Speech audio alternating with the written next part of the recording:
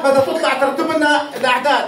يلا يا شام بعد ما تقرأ لها قري ليها. 803 جيد. 838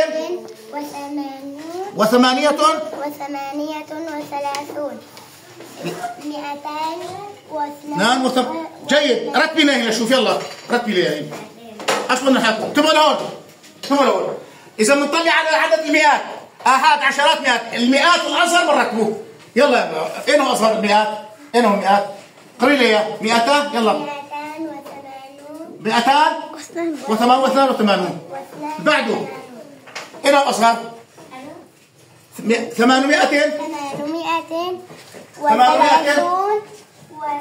800 823 بعده 838